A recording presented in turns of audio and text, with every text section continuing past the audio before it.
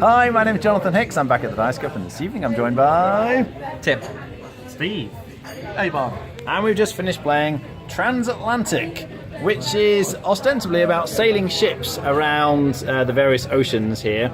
But essentially, you buy ships at the top, sail them to get money, but then you've got to try and get victory points. So a big part of the victory point thing is you're getting points for the number of ships. So although you're getting money for sailing the ships, really you just want to kind of buy as many possible ships as you can, and you get lots of points at the end. I'll explain how in just a moment. In terms of how you play the game, though, you have a hand of cards, and each time it's your turn, you pick one of these cards to play. So I might play Shipyard, where I can buy up to 2 ships. So you've got some, there's like paper money in this game. I must say it's very nice quality paper money. And you spend your money to buy the ships that are on offer here. So for instance, I could spend 100 and I might buy this ship here. And when you buy a ship, it goes onto one of the seas. Now, an interesting thing is you have to be careful of the date. As the ships come out from the supply over there, they kind of get more and more recent, and you have to make sure you're the most recent ship when you sail somewhere. But let's just, for argument's sake, say that I was able to sail here. I put where's my captain? I stick my captain on here. And then, before they can sail, they need coal, because they're steamships. So I could play a card that gives me coal. One of these cards, where's it gone? Gives me, there it is, the black one. So I play this card maybe on the next turn, and you get to put coal on some of your ships. So maybe I distribute the coal like this, and then I want to sail the ship. So this one lets all the ships in a certain region sail. So I could pick the Pacific Ocean, and these would all sail. And I'm going to get money, this is the green amount now, for sailing my ship. So that's one of the main ways you're getting money. You kind of spend the coal when you sail the ships, but also you're getting points for sailing the ships depending on how many houses you've got here. One of your cards, this investment card you can play, lets you stick houses down on the board, and they also let you get these very important tokens on this board here. So in terms of the houses, because I've got 2 houses and 2 ships, I get 2 times 2, which is 4 points, which goes on the points tracker. But at the end of the game, you know I said you want to buy lots of ships, you're basically getting points according to how many of these tokens you've managed to get on the board. So for every red ship I have, you look and see I managed to get the red tokens all the way to the bottom, so I'm going to get 10 points according to these tokens for every red ship I have. So I'm obviously not going to get many points for blue ships. But that's one important way of scoring. Also, you're getting points just for filling up this board. So every complete row gets you a certain number of points, and you kind of get more points as you go down. So you really want to fill up this row as you can. But an interesting thing is, once you've been playing these cards, you can't play the same one you've already played. So at some point, you're going to want to have to pick them up, and made a bit of a mess of this, but somewhere there's a president card. So you play this, and that effectively lets you pick all your cards up. And also, it lets you acquire a new card, sort of deck builder style. You get one of these special cards up here, which are usually better than the starting cards. So this card, for instance, will get me victory points according to the different colours of the ships that I've got on the board. So you'd acquire this, and then in subsequent turns, you'd be able to play this as one of your cards. So you can kind of keep reusing the cards. So you keep going and buying and sailing the ships, trying to get as many points as you can, and whoever has the most points at the end is the winner. What do we think? Oh, yeah, I quite like it.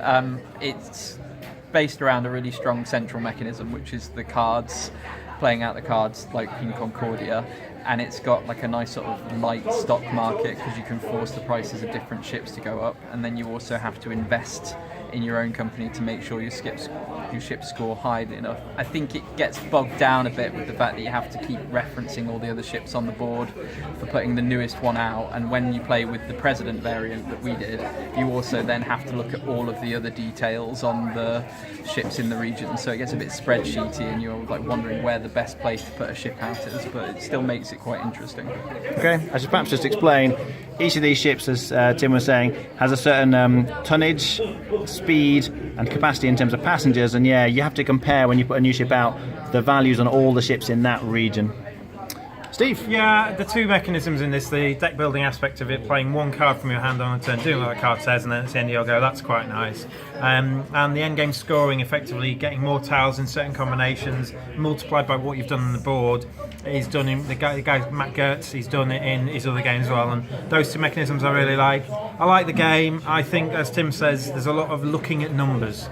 You've got money to spend in this, so certain things you want, I might not be able to afford to buy it. Certain ships you can put in certain places, I might not have the newest ship to do that.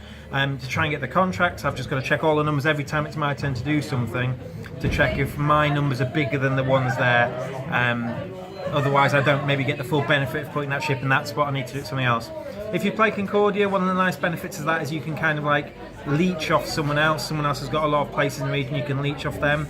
You can do that in this game, but it did feel in the game we played that happened less. I got less benefit from other people than I do in Concordia, and so I kind of went down that route trying to get ships in lots of different people's bits, and maybe I didn't pick up as much money as I thought I'd do doing that. Okay. Abel?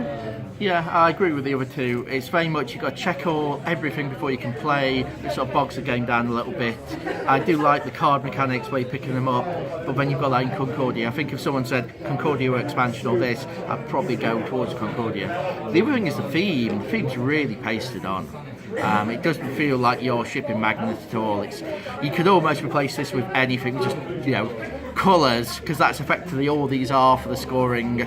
I enjoyed the game. I want to play it again anyway, maybe because I did so badly in it. But yeah, it's okay. It's okay. Rating? I'd give it maybe a 6.5. Okay. Steve? I'd be on a 7, but Concordia plays 5, and it's just more elegant. So, like Abel says, I'd probably pick Concordia if I had the option of both. Tim? Yeah, I'd probably be on a 7 as well, but maybe go up to an 8 after a few more plays. Okay. Yeah, I think they summarised it really well, actually. It's a solid game. There's no denying that. It is well designed. But it's very natural to compare it with Concordia. It has so much in common with Concordia.